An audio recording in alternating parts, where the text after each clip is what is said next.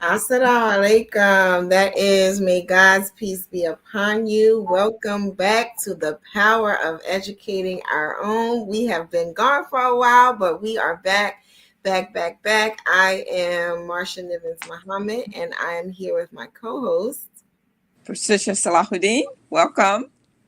And Quran Shakir, we are so happy to have you. Absolutely. And so we've been MIA for the month of Ramadan. And so we hope that for those who were recognized in the month of Ramadan, that you had a beautiful month of Ramadan, and that you received all the jewels and blessings that come with the month. We are back to have some impactful, meaningful, productive conversations as it relates to topics of discussion that impact our schools, our children, our families, just to really build up our educational system as we work together to do that. This show is hosted by the Clara Mohammed Schools Network. The network is a network of 19 schools that include full-time, weekend, which we also identify as strong in, and virtual online schools. And so we come to you every Sunday at 7 p.m. to have these discussions and to provide resources for strengthening those institutions to be the best of what they were intended to be. And tonight is no different. We are going to have the discussion Raising the Bar, Accreditation and the Pursuit of Educational Excellence. And so for the work that we do in our institutions, we're always striving for what is the best, right? And so when we think about a school as an institution, the goal is for that school to be accredited.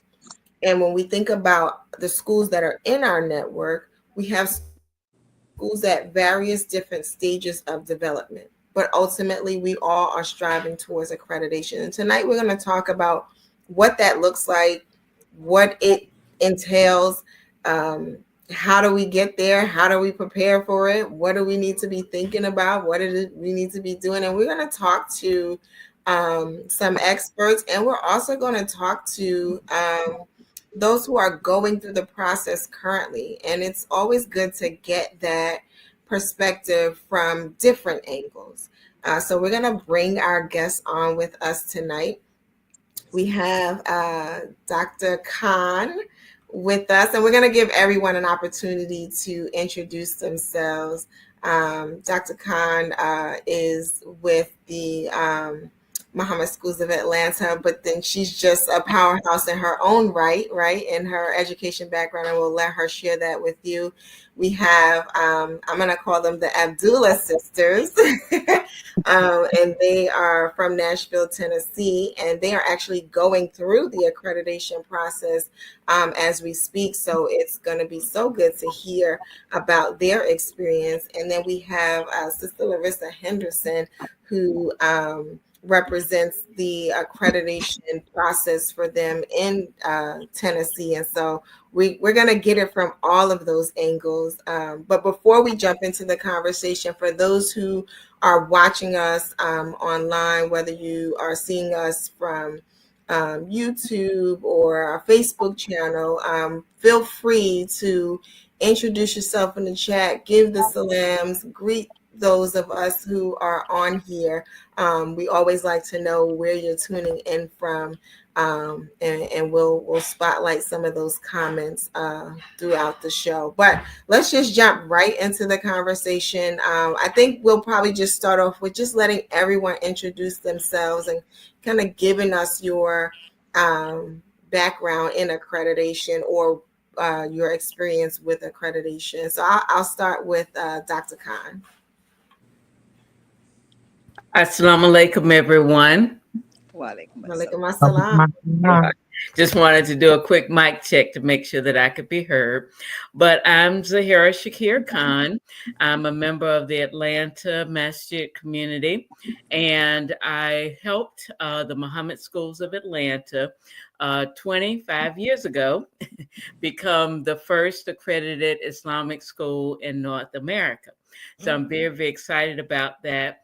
At the time, we were, about 15 years into the reopening of our school. Imam Muhammad's leadership was in place at the time. And initially, he set out 25 goals for the American Muslim community at that time. And the first goal was to have all of our schools fully accredited.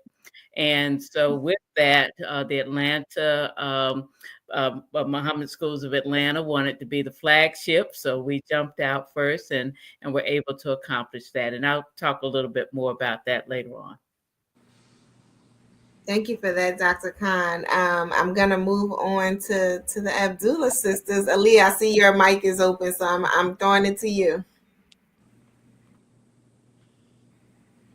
Oh, maybe she doesn't hear me. Oh, no. We see your mic open.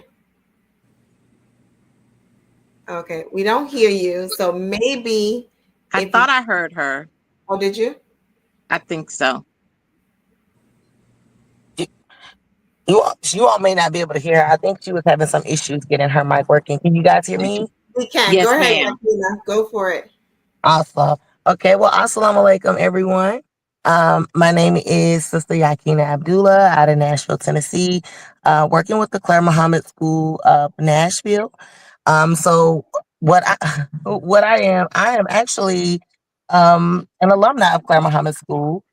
My children currently attend Clara Muhammad School, and I serve as the project manager for the major projects of the school, including fundraising, and I'm on board for the accreditation process as well. So I serve as the project manager over that, just ensuring that we meet the deadlines, guidelines, have everything that we need, touch base and connect the information or get the documentation that we need and submit it through the proper channels. And I work with with a principal as well as Dr. Henderson, who has joined us on this call.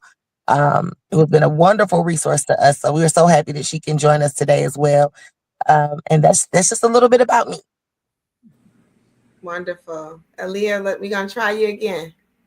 I sound like him. Can you all hear me now? Yes, we got you. Okay, I had to get my son in here to help me a little bit. I sound like him. I am the new principal at the Clara Muhammad School. And as Sister Yakina was saying, we are now in the process of trying to become accredited. We just finished and completed our candidacy part. And we have, I guess, a couple of more steps. I was talking to Dr. Henderson today, but we have a couple of more steps and inshallah finishing. So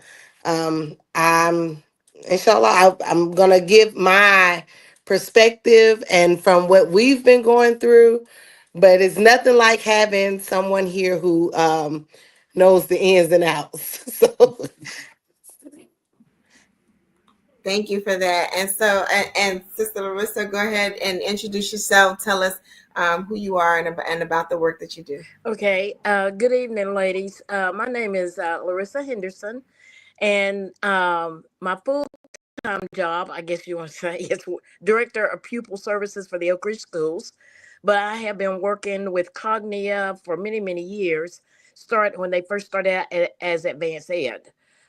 Recently did the candidacy review for the Clara Muhammad School in Nashville, and they have passed. They got their candidacy and everything in, and I've done several other schools as well. As we get into this, I will tell you the process is going to be changing a little bit. I'm not real sure exactly how or when, but I do know that is on the table. So I'm thinking it's going to be improved and better. Wonderful. Thank you for that. And so accreditation, it feels like a big, heavy lift, scary maybe for some. And so we want to unpack it, right? We want to unpack it and talk about what that means, right? Why do it in the first place? Dr. Khan talked about, doing that over 25 years ago for the Muhammad Schools of Atlanta, and like what even drove that decision. So let's talk about it. So, Marsha, before we do, I just want to make sure that our guests and our audience understand our drive, our personal drive for doing this. And it goes back to a part of what Dr. Khan said about Imam W.D. Muhammad, may Allah be pleased with him, gave us that command, that mandate, that charge, that challenge for all of us to be accredited. So now we're into maybe 3 decades or more since he said that. And how many schools do we have accredited? So as a network, as we looked at where we're going, we thought it was important to make it relevant and something easy for our schools to see that they can do it. So it may sound daunting and it may sound like a big challenge, but we believe it can be done. So that's why we brought in the boots on the ground folks who are in the midst of it right now, so they can tell you what it's like and their journey and what they've done, as well as we've brought in what we call our experts. And these experts like Dr. Khan, Dr. Henderson, and next week, we will have someone for CISNA who's a part of an accrediting agency. So we're looking at having these individuals here to help you, our schools, our educators, understand you can do it. Okay, Marsha, go ahead. No, listen, that's it. But then when you said boots on the ground, you threw me off, and I was ready to like pop my fan.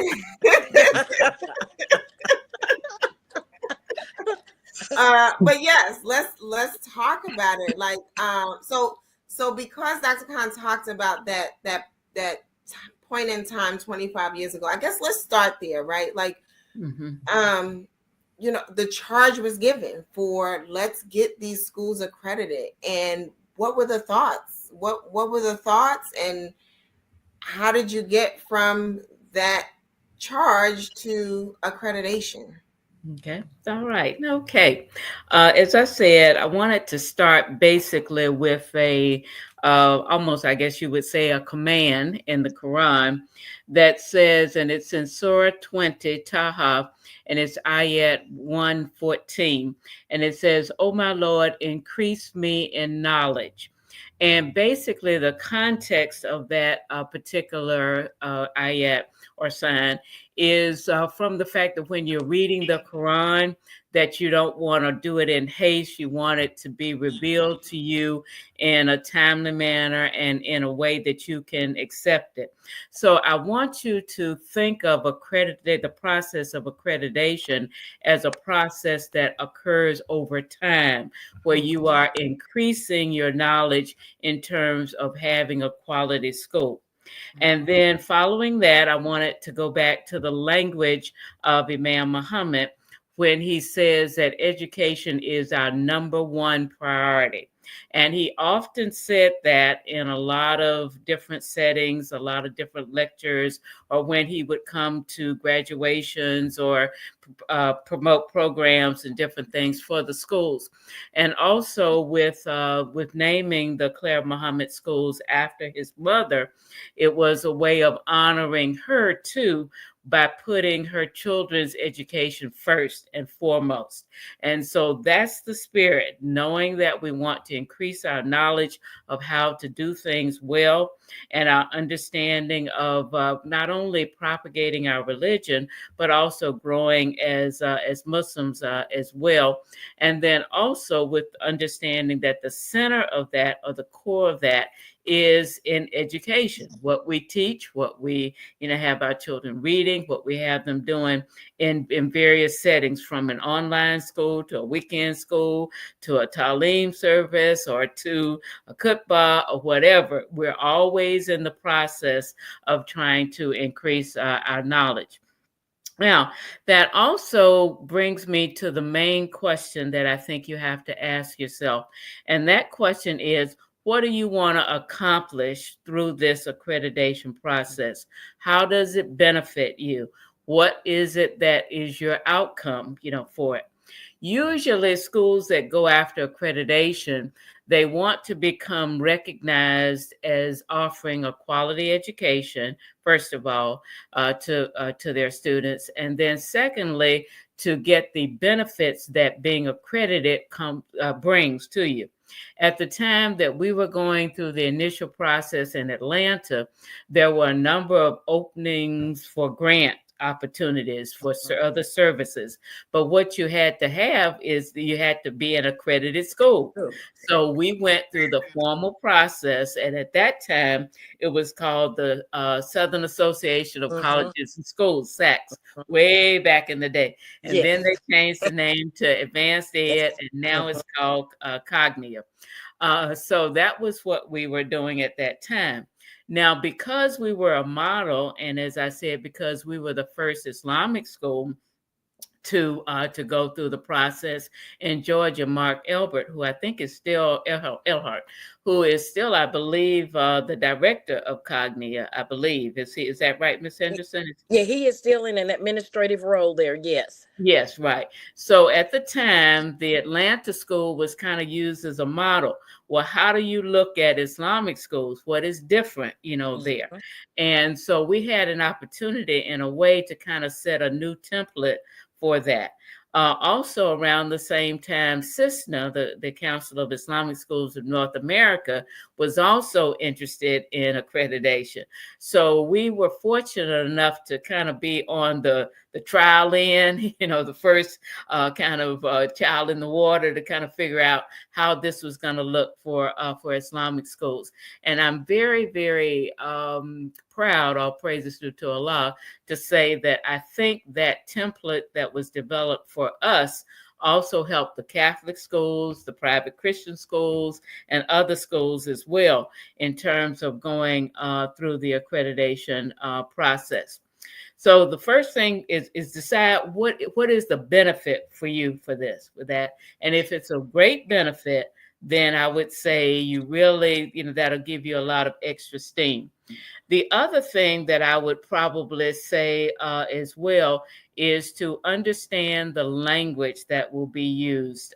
First of all, if you are just trying to have a local school, district, or be a part of a local school district or program, then you want to take a look at what's called certification. Certification is when an individual is deemed as possessing the necessary skills and standards, for you. So looking at whether or not your teachers are certified, whether or not your, if you have a lunch program, whether or not that meets your local standards or whatnot. So look at your certification first. And then after that, the broader umbrella is accreditation, where accreditation looks at the process, the overall process of your meeting quality standards in operations, procedures, and other, types of things with that. And so you have to kind of start at the basic line. If you don't have a building, or if you don't have people working for you, then you're really not up for accreditation yet. You got to start with that lower level of just making sure that you meet the certification requirements for your building, for your teachers, for your staff members, and other things. And then moving up into the larger umbrella of accreditation. And then once again, going back to your mission and your vision. How does this benefit us? And what are we going to be able to accomplish with this? Now, having worked with the Mohammed schools, as well as doing peer reviews for other private schools, religious schools, and also public schools as well, Cognia has changed, and CISNA, that the emphasis has changed over the years. We used to do a lot of what was called bean counting. Do you have this many books in your library? Do you have how many teachers are certified? How many? What's your budget number, and that kind of thing. But now they're taking a look more at continuous improvement. What have you done to make your school a better school than it was 5 years ago when we came?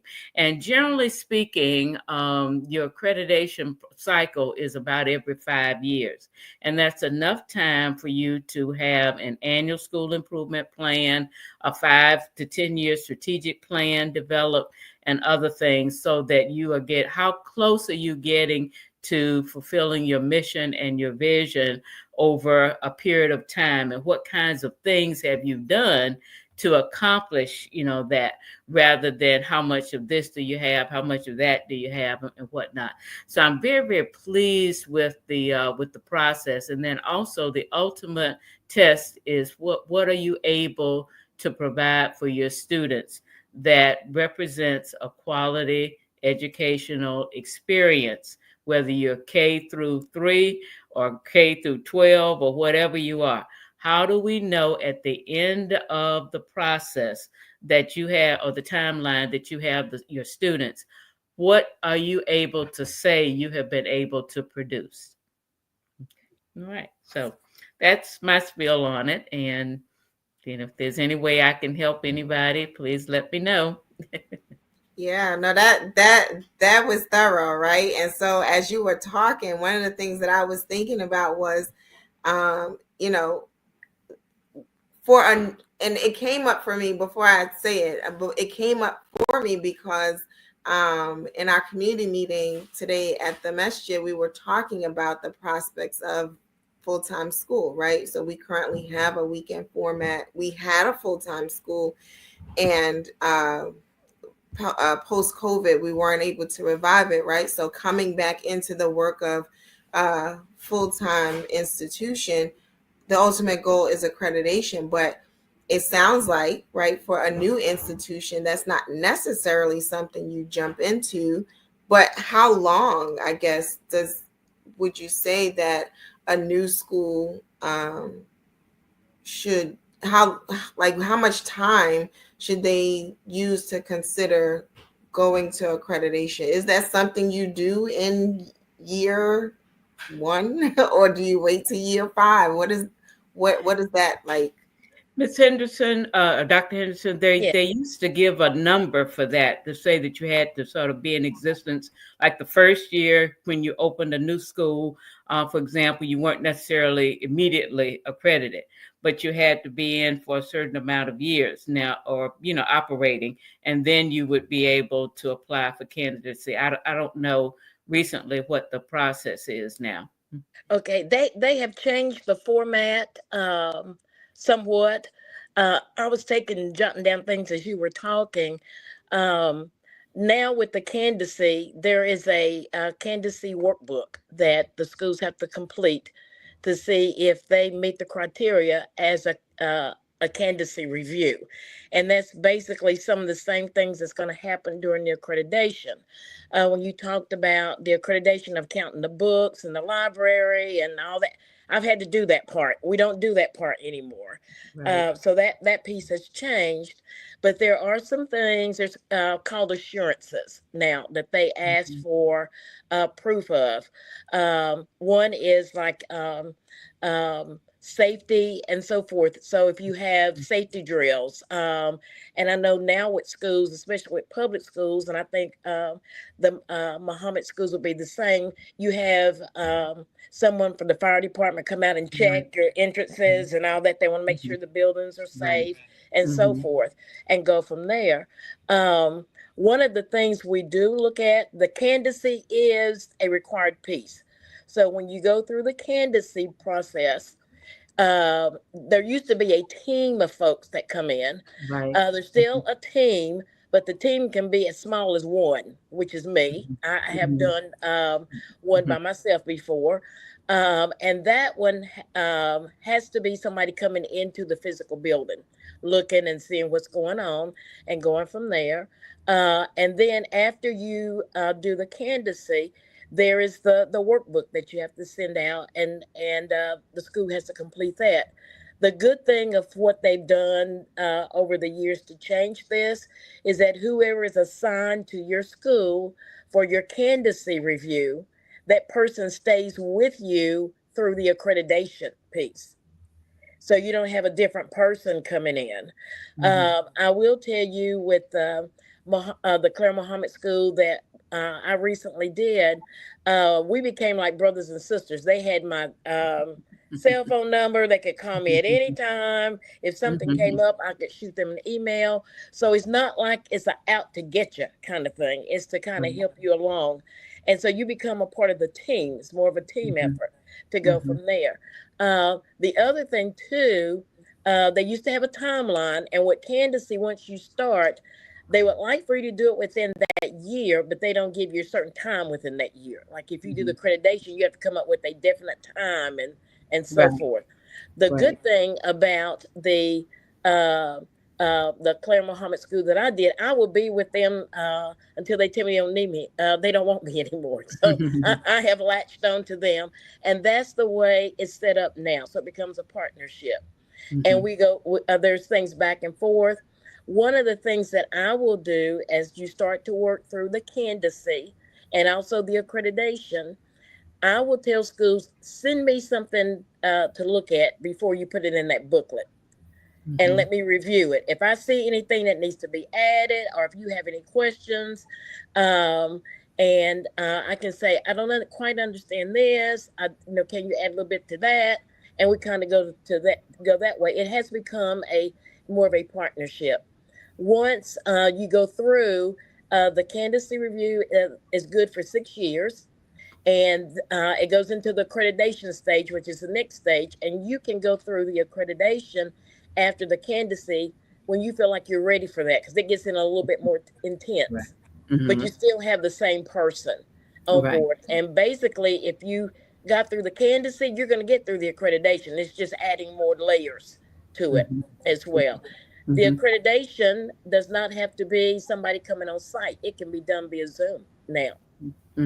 Right. So, and kind of go from there. But now, what they have come out with too, once you get your candidacy and you get your accreditation, there's they call it a mid-year evaluation, and that you're sent a document, and you just say from the last time you came in, this is what we're doing now. So it's like a progress report kind of Right. thing. And Right. again, that same person that did your evaluation, your candidacy, and your accreditation is still your contact person, unless they decide they're not going to be with Cognate anymore. Which, when I first got into the accreditation, when you talked about SACs, I'm going, oh Lord, this you going way back, because that's when you first started. I remember that's when you had come out, and I'm telling you, when she talked about counting the books, we had to actually go into a library and count books. We had to count the number of parking spaces. We had to look at the playground stuff. And so it was a real intensive kind of thing. And it lasted for like a couple of days. It wasn't just a 1 day thing. So Yeah. they've kind of shortened it a little bit. But I think the best piece is it becomes a partnership. Right. The schools I have worked with, if I become your lead evaluator, I can't swim, so we not going down with the boat. We're going to get this boat from point A to point B and go from there. If I don't know the answer, I'm going to find somebody who does know the answer and kind of work with you and go from there. It does, like you said, open doors for a lot of schools, because people come in looking for that extra layer, which is the accreditation uh, piece, because then they know you've got a lot of good things going on in your building. Not saying schools don't, but Cogniz put that seal or stamp of approval on it, and it does carry a lot of weight. Right. Uh, And yeah. especially now with a lot of states moving towards school choice and Yes. allowing vouchers and other things, you cannot accept a voucher unless you are accredited. So if your state, for example, right now, Georgia has this Georgia Promise Scholarship opportunity. In order to have the state pay those students to come to our school, we must be accredited. Uh-huh. One other thing that I wanted to mention that you brought up was that the 5 assurances that you have to sign. One of them relates to an audit. You must have had a financial audit within, I think it's the last 2 years. I Yes. believe Yeah. the last 2 years. And so if you are going up for accreditation, or if your accreditation is coming up soon, or either now you have to say that you have to have a CPA actually do a professional audit that will be presented, and then you sign off that audit has been done. Also, you have to do some type of assurance as well in terms of the curriculum that you are using, whether or not it's the state adopted curriculum or if it's the National Common Core, and I don't know if that's even around anymore.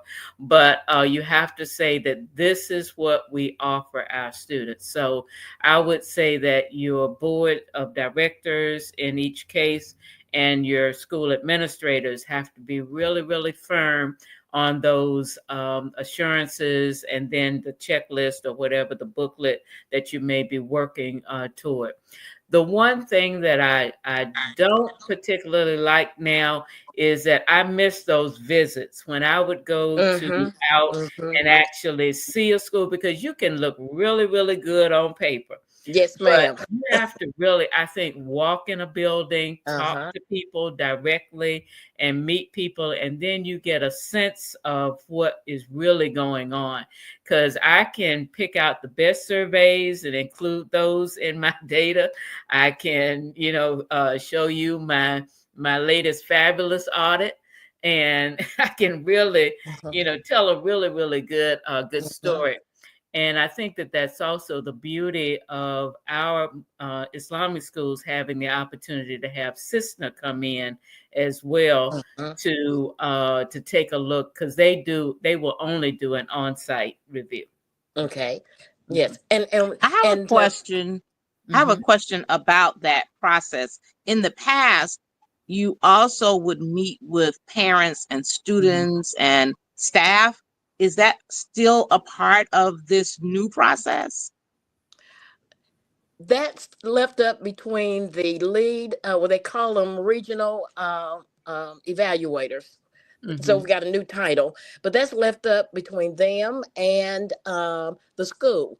Now, I will tell you what I have done when I've done the accreditation, because I know in the world we live in now, you can Zoom everything. So I would set that up and we would do it via Zoom, because sometimes it's hard for parents to get off from work to come in or whatever.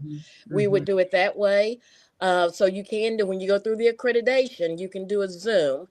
For the candidacy piece of it, that might be something that the lead person will work out with the school to have parents there when they have, it's called the leadership overview.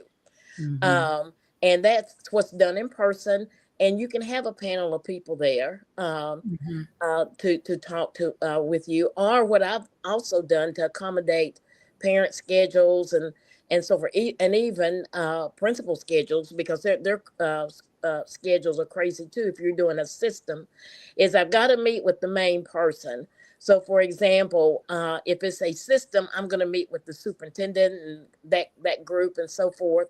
But I may tell them I need to have a Zoom meeting or an in-person meeting with your principals. I want to be able to see what they're doing in their classrooms, what they're doing in their schools.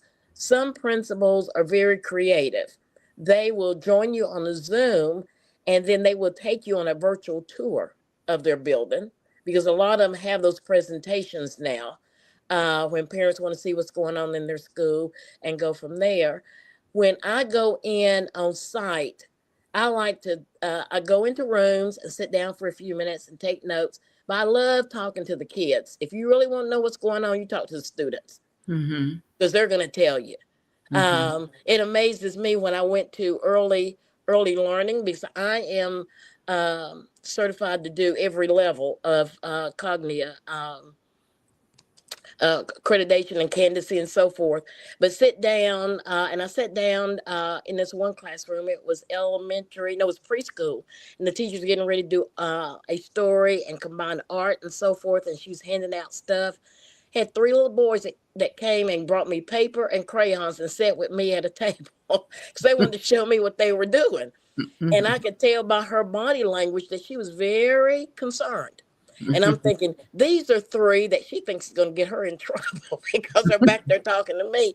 And so when it was over with, she said, "I am so sorry." I said, "Oh, no, no, no. I learn a lot when kids talk to me." I said, "I have been in education for 50 plus years, so I kind of know what's going on." But you get the different perspectives and stuff.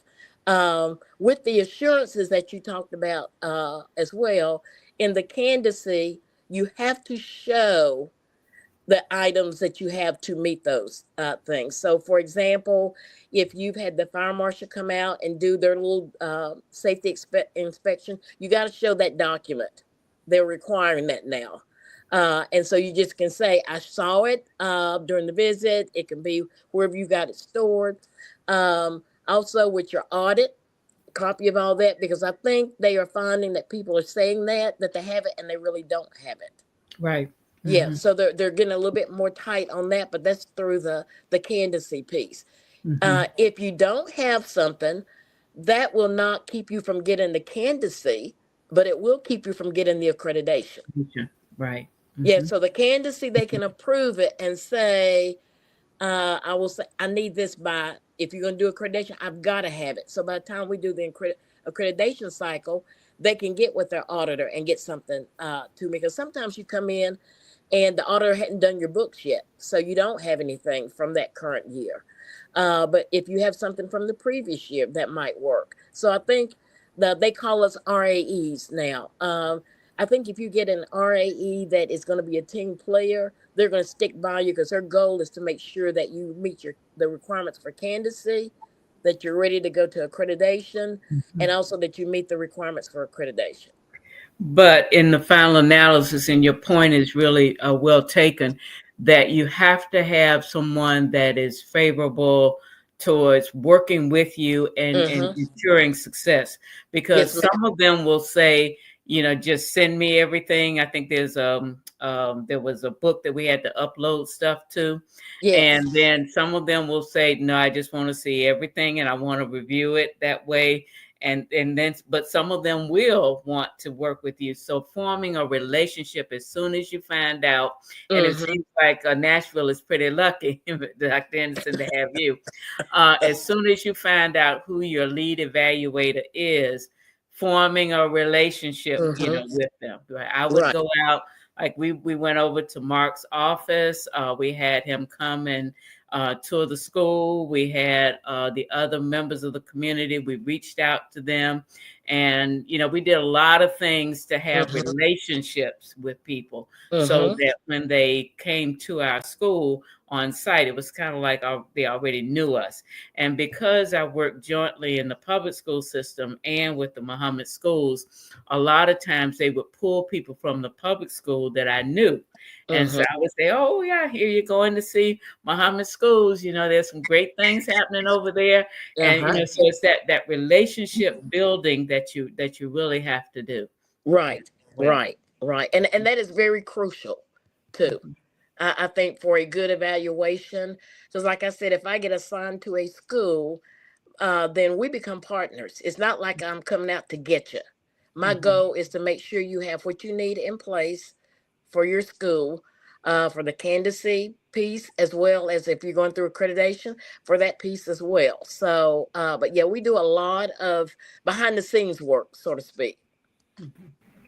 Excellent. And so just checking back in, if you're just watching us, you are watching The Power of Educating Our Own. Today we are discussing accreditation, and we're discussing the ins and outs of it.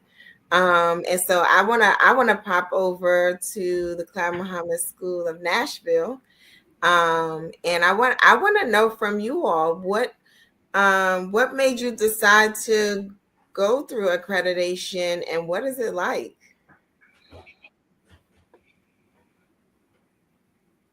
So, one of the main reasons that we wanted to go for accreditation was to increase the opportunities for the children at Clara Mohammed School.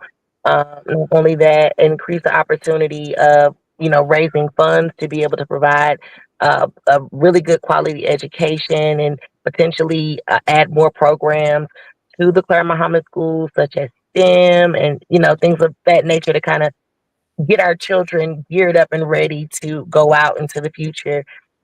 One of the other things that we wanted to do was create an opportunity, because we are a school that does require tuition to be paid. So by opening ourselves up and getting accredited and gaining more funding for the school, it would potentially open up the amount of students we would be able to take in as well. We could potentially offer more scholarships to children who may not be able to afford tuition, or discounted scholarships or sponsorships, just to be able to, like, I guess, broaden our net of children that we're able to reach and help. Um, we know that public school can be very overwhelming. I didn't go to public school until I was about ninth grade. I was in Clara Muhammad from pre-K to eighth grade. Major blessing. And public school was a big, it gave me anxiety. It was a lot going on, a lot of moving parts. And so that was different for me, because I was coming from a background where the student to teacher ratio was significantly smaller, or where the teachers were more involved in your educational process and making sure that you have everything that you needed. But I was fortunate enough to have come from a school that focused on independent learning, critical thinking, problem solving, and focusing on those things, so that when I was introduced to that environment, that was significantly larger from the one that I came from, it wasn't hard for me to keep a strong grasp on my education and my grades, and maintaining the things and the study behaviors that I had learned from my previous school. So that's one thing that we definitely want to continue to gift to the children coming up, is the ability to be able to think independently, work independently, motivate yourself, and critically think, so that you're not just kind of like a number in the midst of a bunch of different hundreds, or even 1,000 children, depending on which school you attend. So yeah, that was one of the main things that we wanted to do. Just continue to offer opportunities to the children, and let them know that there are, more than one option to education, and you don't have to just be thrown in a school and try and figure it out. You can be somewhere, and we can offer scholarships or sponsorships to those who may need this type of education. I Wonderful. love it. What Go did ahead. that process look like for you as a school? Like, when did you make this decision? How long did it take before you actually got engaged in the process itself? Okay. So for that, I'll let Principal Abdullah answer that, because I actually came in the middle of the process to just kind of see things along and stay on top of the things that we needed to get done in order to get this process moving a little bit faster, and smoother. So Principal Abdullah was actually the one that initiated everything, put a lot of work in initially to get everything started. I'll let her uh, address that, speak to that question. So for me, can you all hear me? Okay. Yeah. But so for me, when I first came in, I know Sister Mahasan, she's been the principal for well over I want to say over 40 years. So she has been doing it, and it was only based off of fundraising, tuition, and fundraising, tuition, and donations. So I was able to, when I first came in as teaching, I was able to see the, I want to say, like, the struggles of being able to come up with, like, technology to be able to provide it for the children, and the struggle with paying teachers and all of these things. And I know, now it's an easier way because they offer so much funding and all of these things, but you have to be accredited in order to access all of these things. So my main thing was, when I first came in, because when you first come in, you have to do something that's different a little bit and shake it up a little bit. So we wanted to, just try and put our hands in it and see how we can do it. And I will say, in the beginning, I did think that Dr. Henderson was out to get me. Yes. But I realized after she called and we talked, and she called and we talked, I was like, okay, I just told her today, I love you, because she's helped out so much. She's given us so much information. And it's been a process, and it may be taking longer than normal, but inshallah, we're one step down, and we have a couple of more steps to go. But inshallah, with persistency and a little dedication and hard work, we're going to get it done, and we'll be able to provide, all of the things without a struggle. And it'll be something that's easy. And, that way the teachers and the principal can actually focus on other things other than, just having to make sure, okay, the financial part of it, or, something like that. You can work on other things to actually be able to grow the school and make the school better and everything like that. So that's one of the reasons why we start. Can I give you a couple of suggestions? One is that you get your community to see this as an initiative. Yes, ma'am. We, in Atlanta, the whole community got behind making sure that we, were ready for our visit, and that we were, on point with everything that we needed to do. We even had brothers that slept in the masjid to make sure that there was no speck of dust when that review team came in that morning, with that. And then so it was an entire community effort. And this brings I'm going to get a little emotional about this, but it was announced at Juma that we were an accredited school, that we had made the accreditation. And it was alhamdulillah, and the whole masjid. I don't know, Quran, if you were there or not, but when it was announced at Juma that we were accredited, it was just like, Allah's blessings on all the angels that come down and deliver. I know the roof went off, like all the mountains and stuff. Yeah. And so get your community behind you, and let this be a masjid project. And that way that gives you additional momentum. The other thing that I would say is that get a timeline. If you pass your candidacy, say now in 2 years, we want to be ready for our accreditation. Right. Don't hurry up and wait and just say, okay, we got 6 years, we can play around with it. Don't do that. Say that by this time, we're going to do this, we're going to do this, we're going to do this. So get a timeline and get your community behind it, inshallah. Yes. I want to add to what Dr. Khan said about get your community behind you, and say to the Nashville school, because I was waiting for you to finish to say this, is that as a part of the national community, we are behind you too. And we're very proud of you and very excited. That's why we thought it was important to do this. So we're behind you too. You need that local support, but please also know that we're here supporting you and cheering you on also nationally. Yes, absolutely. And the thing I thought about is that, like, it gives us just more examples, right, to have in our midst for the fact that this thing can be done, right?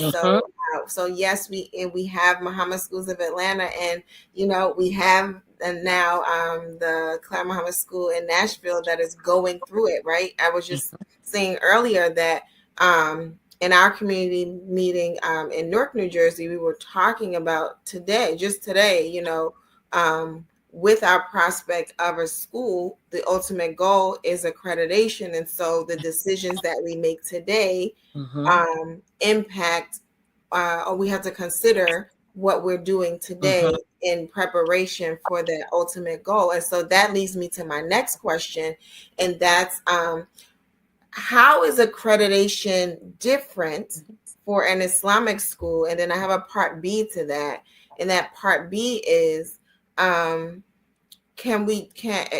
if either Dr. Khan or Dr. Henderson, if you can tell us, like, does the school, does the institution that the school is operates under, can it be associated with the masjid, or does it need to be a separate entity? And this is a conversation that I hear in the community that I'm in, right? And so I figured it would be helpful to have this conversation and this platform so that we get a clear understanding. So the first one is, how did I miss the first one? I got so focused on the second one. How is it? How is it How's it different? gonna be Yes. different? The first one is, how is it different for an Islamic school? How's accreditation different for an Islamic school? And the second is, does the institution have to be housed under a different umbrella than the masjid? Okay, the I knew accreditation Dr. Khan. piece. Hold on. Dr. Khan is speaking, but she's on mute. Yes. Okay. I'm sorry. That's No, okay. I was just going to say Oh. that basically, in my opinion, the major difference is just that in an Islamic school, we just add the part about the Islamic teachings and then the Quran and other things. We just add that to the curriculum piece. And then we also add that in terms of your school practices and other activities. So it's just basic. Everything else is pretty much the same. Like we have operational standards, we have the same, curriculum, same leadership standards and domains and everything. It's just that Islamic piece is added into it.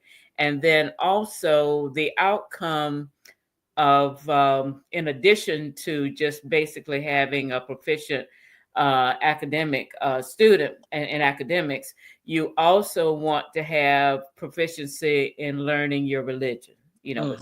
That's another outcome that we Yes. have. Yeah. Yes. And I think she's right.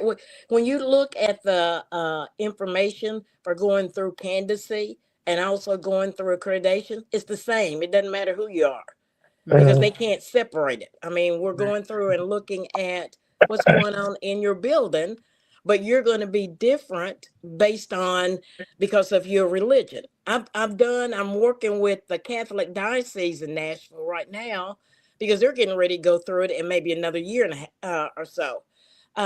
So they got the same booklet that Cognia sends out. It doesn't discriminate. We know that based on the type of school and what you do, it's going to be different. But that's where I think that partnership with whoever is your lead person coming in from Cognia, you need to develop that relationship so they kind of get acclimated to what's going on and so forth and go from there. And then the second Yeah. part of the question is Another thing, Marsha, you can simultaneously go through Cognia and Cisna. Cisna even has a way now that if they accredit you, because they use the same standards that Cognia has, if they accredit you, then you're grandfathered into Cognia as well. But you can do it simultaneously. And for the past up until 21, that's the way we did it. And now this coming year, because Mohammed Schools is up again in 2026, they may decide to just go the Cisna route first, the Council of Islamic Schools, and then let them make a recommendation to Cognia that, yes, they got all your standards as well. Yeah, and we're going to talk a lot about that next week when we have the executive director from Cisna on the show. Okay. So that'll be a great discussion that we'll have then. And so for the part B of the question, so in terms of a school being connects, because some of our schools, so if we think about the schools that are in our network, right? Some schools have a separate entity, meaning that the school has its own registration with the state, own 501c3 status, all those things, right? And then there are some institutions that are connected to the masjid, the religious institution. Is there a hard and fast rule that says it needs to be separate or not? We did. We separated ours at the time that we first went into it because we were told we had to. And that's basically, once again, related to the finances and to the governance. There are certain governance standards that you have to meet. And then when who are you accountable to? And so it's easier if you are separated. Now, if you are a weekend school or an online school, then you may not have to do that because weekend schools usually are at the masjid, and so you don't really have to do all of that. But if you are going to be a standalone school, then you pretty much have to separate. And I would, And I I would want to actually add, advise it. I would actually advise it because you control your funding better. And then also, if you are going after state grants and different things, they can't, for example, they can allow a child to have a voucher to come to a religious school, but they can't give a child a voucher to go to a specific church or a house masjid. of worship. Yeah, Right. yeah. Yeah. And I'm a Yeah, and I grant wanted writer, to so I add to know what that Dr. Khan separation. said. Go ahead, Marsha. No, I was just saying. So my profession is grant writing, and I know that when certain funds come in, right, you can't. There are certain Co-mingling. restrictions, right? Mhm. Restrictions that are connected to the religious institution. So part of the reason me asking is just to put that clarity out there for our schools and how they're currently structured, and if it's in a favorable way for the goal that they're trying to accomplish. And so what I wanted to say something about that, because the way that we are structured, our school, we clearly say, is under the auspices of the Atlanta Masjid. We have our own 501c3 as a school. We have our own bylaws, and we have our own board of directors, and the Masjid has its own board of directors. So what Dr. Khan is saying, we operate independently, even though we are a part of the masjid. So we can clearly state that we are a part of the masjid and still have our independence. And I'm saying that because I know that there are some masjids and schools that are afraid of that separation. So it's not that you are leaving the masjid or, really separating yourself from the masjid. It's as far as governance goes, then the school's operating on its own legs, and the masjid operates on its own legs. And we rely on our community. However, it's a part of our planning as a school. It is not necessarily we have to have the masjid in there in order to function. And I think that's important for us to note for those schools that are reluctant to make that separation. Yeah, and I think it's helpful for us to be saying that here on this show, right? I think it's helpful for those who are viewing to be able to hear that, because there's a lot of misconception out there about what is and is not acceptable, what can and cannot happen, what is best practice. And so as our schools are working toward reaching accreditation, it's just important to know some of these things, and particularly from those in our community that have gone through it or are going through it, right, and can give us those firsthand accounts for what works. So I just wanted to make sure that we share that in this space, so that they had that. I see that Sister Mahasan is with us. I don't know if she's able to come off of mute, but she is definitely one of our trailblazers as it relates to Clara Muhammad Schools. That school has been in existence for over 50 years, and she's been a large part of it. So if you're able to come off of mute, Sister Mahasan, we would love to hear from you. But if not, we're just glad to have you in the space for what your institution represents for our community. Let's see.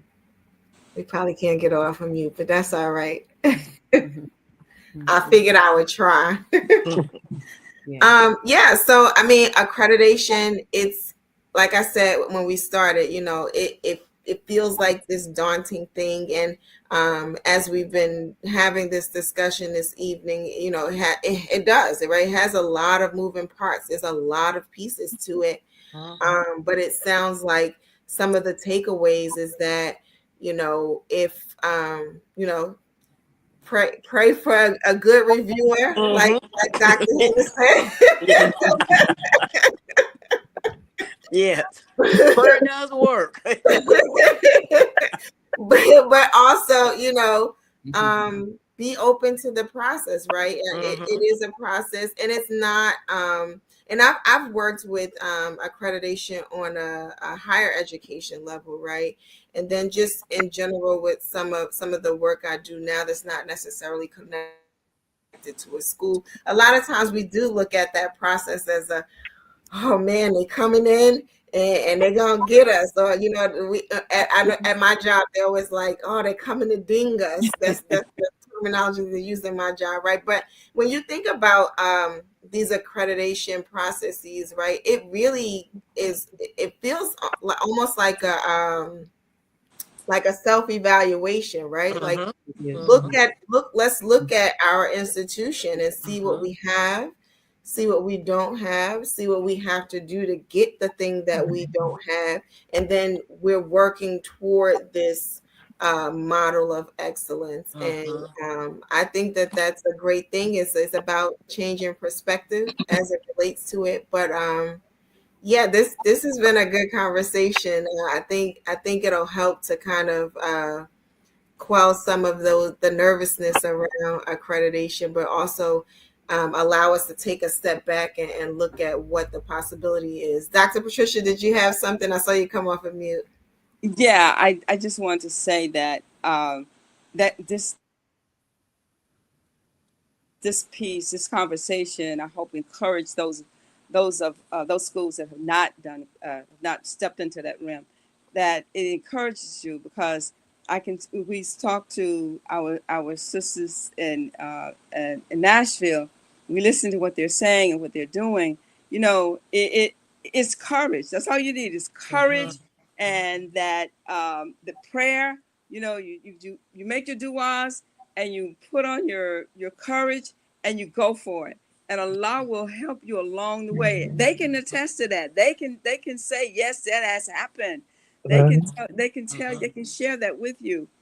And then you feel, you feel so good about yourself, because you realize, oh yeah, we're doing that. Oh yeah, we can do this. And oh, we got that. And then it makes, and the things that you don't have that you should have, it strengthens your school. It strengthens what you can offer for your children. And this is such a benefit to the community and to your students and to yourself. So if you haven't done it, if you haven't even thought about doing, please think about it.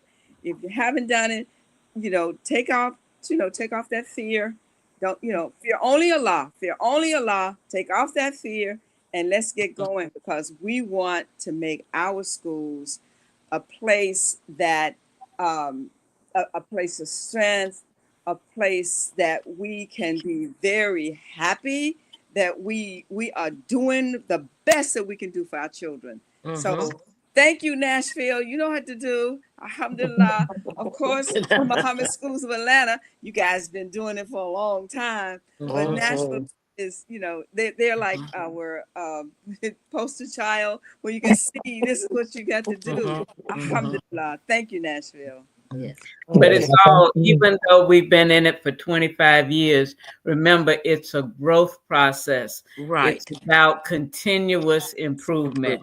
We can't be where we were 15 years ago or 25 years ago. We have got to be better, We've got to keep moving forward, with that. And Sister Karan and I, as our board chair for Atlanta, she and I will be having a discussion very soon about, our visit, our review process is coming up in 26, and how we demonstrate that we are better now. Yes. And please remember, the relationship you have with that cognitive person is very crucial. And also, there's no such thing as a stupid question. Right. That's how you gain information. Now the answer may seem a little off kill, but you have to keep asking the right question. It doesn't bother me if somebody keeps asking questions, because at least I know either I didn't explain myself well enough that they understand, or they still have something that they're trying to make sure they're on the right path. And that's the goal of that lead evaluator with you. You're a team. It's not you against them. But yes, I remember when they would come in, and Laura, we would make sure everything was in place, and and assign only certain rooms that we knew teachers were going to be doing what they were supposed to be doing. No, they're going to come in and walk through that building and see what you're doing and go from there. Kids are going to be kids.